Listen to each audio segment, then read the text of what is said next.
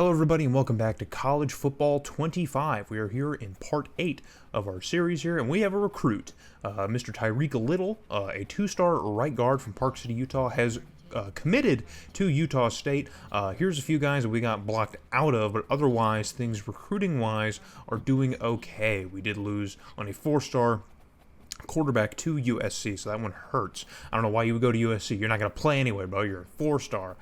Either way, that is a recruiting update, and then we also have a Defensive Player of the Week update.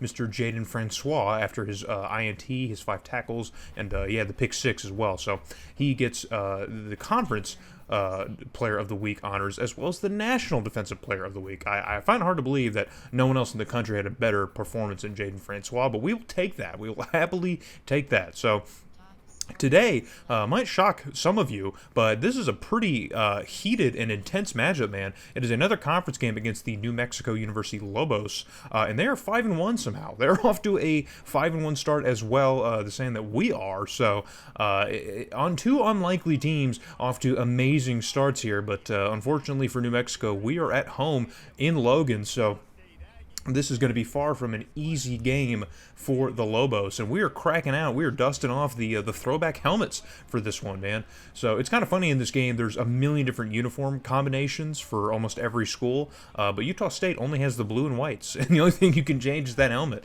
You can combo the white and blue however you want, which is kind of neat. We might do that, but the throwback helmet is the only other uniform option that we get as the Aggies. So already in this game, late in the first quarter, we're already cooking in New Mexico territory. We're going to give it off to Faison, who's got a big old gaping hole to the left side.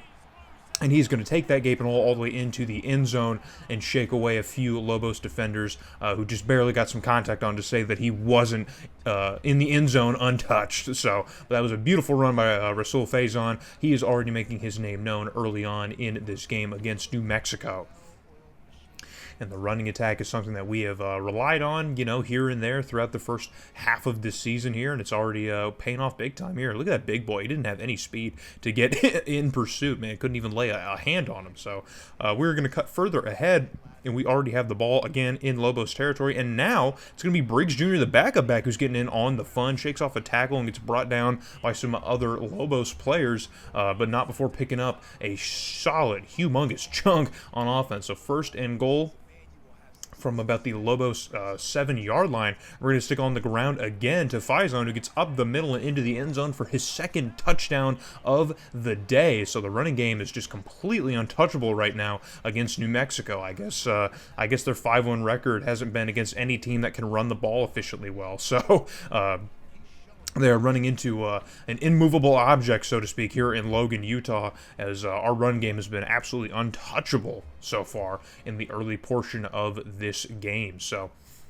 I'm really happy about that. I'm really happy to see it work. But New Mexico is now cooking something in Aggie territory and getting off to the outside. I got inside. I was able to apply some pressure inside, but couldn't quite make the tackle. So New Mexico is going to get a fresh set of downs here with 1 play left in the first quarter. Pressure is on the quarterback, but a toe drag catch is going to be in bounds and good for a first and goal. So New Mexico, in the final play of the quarter, gets a humongous boost here on offense to get inside the 10 or 15-yard line. I couldn't see exactly where it was, but the difference maker already in one quarter play is, of course, the run game. So we are running all over New Mexico, but it looks like they're finally officially passing the ball until you make mistakes like that. The first turnover of the game, and it is another interception for this Utah State Aggies defense that has been really efficient in the last couple weeks, man. Just absolutely playing out of their minds, way above their level at least. I mean, just crazy performances. We already have a reigning Defensive Player of the Week on our squad, so they are already making their names heard again today. So on offense, now we're going to find Brock Lane, who's got a half step here. He's getting covered by a linebacker, and you'd think a linebacker tight end matchup is perfect, but not when that tight end is Brock Lane, because he's definitely got at least enough of a step to get away from a New Mexico Lobos linebacker. So a beautiful play here, just dotted up by Spencer Petras. A humongous 56-yard pass. Look at that, man. Just had a perfect step here. Made the right read, right decision. And it's good to see Brock Lane extend that into some more yardage. So just about gets into the end zone. Would have liked to have seen him get in there, but it's okay because we're on third and goal here. We have one last chance.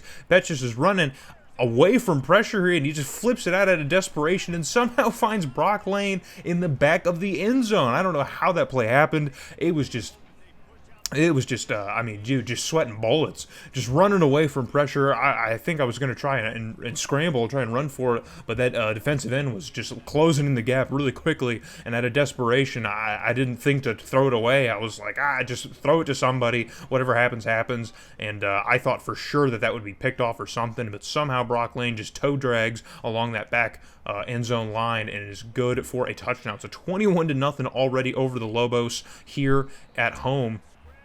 And it is a humongous sack on New Mexico. It's going to bring up a 4th and 14, and yeah, he's going to take a second to get up because that was a heavy old sack, and things are not going well for New Mexico so far in this game. So just under a minute left to go in the half. Petrus from his own end zone uncorks a deep ball, and he finds a wide open man. It's Bowman who's all the way going to the end zone. That DB is not going to catch up. That's a tall DB, by the way, but he is not going to catch up to Colby Bowman.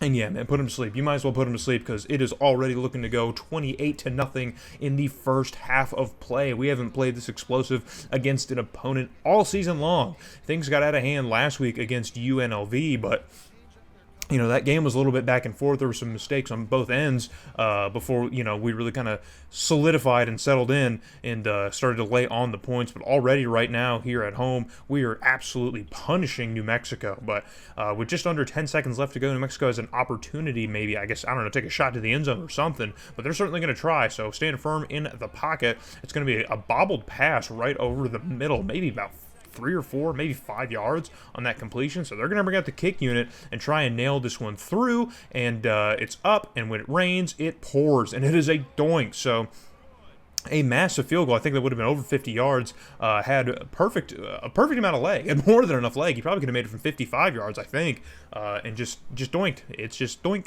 solid doink. So New Mexico is going to be holding a fat old goose egg going into halftime. We are going to hold on to our 28-0 lead, man. Just absolutely punishing New Mexico. So yeah, I mean, we need to look at this stat breakdown because it is just absolutely ridiculous. So, yeah, our offense is absolutely rolling. We haven't needed to run as much. You know, the first quarter was all our run game, but in the second quarter, Spencer Petrus was starting to dial up things on the passing game. So, but still, we're going to focus on Faison, who's got 2 of our 4 touchdowns already today. Brock Lane also finds himself in the end zone, as well as Colby Bowman on this massive throw, man. Judging by where that ball was thrown, does that count as like a 100-yard pass? does that count? I guess point of release and the catch point is probably what is where that would be marked. But if you ask me, that was a 100-yard pass. Okay, I'm gonna claim it. But yeah, there's Brock Lane getting busy, man. We love getting him involved as well. So, coming out of the second half, it's already been a couple minutes exchanged in the third quarter, and just running freely in the backfield. I think it was Marlon Dean. He was able to get past his blocker here, but couldn't locate the quarterback. So it's going to be a huge pickup for New Mexico on offense. And now they're tired of getting shut out here. They want to do something here. And the receiver screen is going to get them inside the 5-yard line. But hold on, there's a yellow hanky on the field, and yes, sirree, someone got a bit too much of blue jersey in their hand, and so that is going to send New Mexico back and erase that play. So they were able to get up a little bit and make it 3rd and 5, and now they're going to try again for a short pass, and he cannot haul it in. So it was a good pass play, a good read by the quarterback, but he just could not haul it in. So New Mexico is going to, funnily enough, settle for the points here. It's maybe they're throwing in the towel. I'm not entirely sure. But yeah, they're just going to take the points here. So on 2nd and 4 now, just a minute and some change left to go. We are once again deep in Lobos territory, and we are going to hand it off to Hystera, Jack Hystera, who's going to, on the jet touch pass, the broken cheese play in this game, we're going to get into the end zone for another Aggie touchdown. And man, just piling it on, just raining it on. Probably need to put in the backups. I didn't realize until I was editing this game here. But, yeah, I mean, I completely forgot about that, about throwing in backups, but you'll see in a little bit. You'll see. So, New Mexico going to try again on offense, and this quarterback is just getting absolutely punished. Coughs up the football after getting mauled by about 3 Aggie defenders, and then that fumble is picked up by one of our linebackers. So now this one is going the other way, and not just going the other way here, but inside the 20-yard line, it's going to be going the other way. So, laying the absolute lumber down on this quarterback, man. Just punished. So 2nd and 6, under a minute left to work here in the third. We're going to go with the ground game again, and Faison untouched into the end zone for his third touchdown. If you thought that he was resting on his laurels after a big first quarter, nope, he's still here making things tough for the Lobos, man, as the score now extends to 41-3. Oh, man, this is why you hire someone like Rich Poker from the Dynasty of Northwestern, man, because this is what he can bring out of your seniors and juniors. Is production like this. Rasul Faison looking like he wants to start playing on Sundays, man, and I don't blame him. So New Mexico finally, and looky there. Did you notice anything different about the quarterback here for New Mexico? That's right, New Mexico's going with the backups, and it seems to be working as they finally get into the end zone for the first time today. And so they are not going to get at least held to that one field goal. They are going to add at least a little bit more points before this game ends. So 42-9, pending the extra point here. So it's 42-10 now. But we again, with our starters still, because again, I didn't think about putting in backups, we're going to give it to Faison again, who's going to get his 4th touchdown of the day, man. Just padding the stats. And so I probably should have went with the backups by this point to save any injury, because I'm sure by this point Faison was pretty darn beat and battered. But we do add another 7 points, and so 49-10 is your score. And we're going to get another look here at Faison's 4th touchdown of the day. Ref got to get out the way, man. Ref is just standing in the way, man. You got to move. But that is going to do it here. New Mexico would add on another touchdown in the 4th quarter to make it 17-49. So a little bit more respectable, I guess. But garbage time points nonetheless.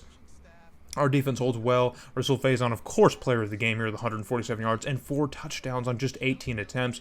Absolute Hall of Fame performance from him. Glad to see it. I haven't looked up any school records, man. I don't think that's breaking any of them, but still, it'd be nice to have him in the back pocket, man, just see how close maybe we could get to some of these, man, because games like this don't happen often, and we haven't really had one like this all season. Last week was kind of this way, but again, it was a little bit more of a battle that we had to have before the score got out of hand, so taking a look at the breakdown, New Mexico actually matched us in first downs. Can you believe that? They had as many first downs as we did, but our total offense just absolutely dwarfed theirs. Our yards per rush doubled theirs. I mean, that's a huge thing, too. Spencer Petras, 11 for 14. Just absolutely nuts, dude.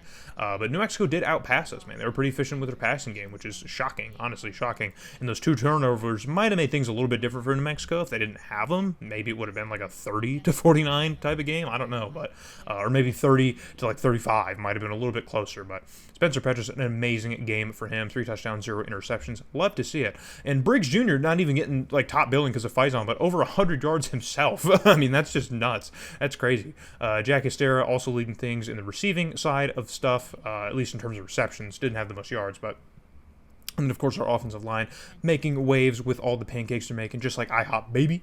And then we'll take a look at the defense. So quite a few sacks here. Everyone was kind of getting in on the fun. A lot of half sacks because a lot of team sacks we were getting. So that is going to do it, essentially, for this episode here as we move to 6-1 on the season, 3-0 in the conference after taking down the somehow 5-1 New Mexico Lobos.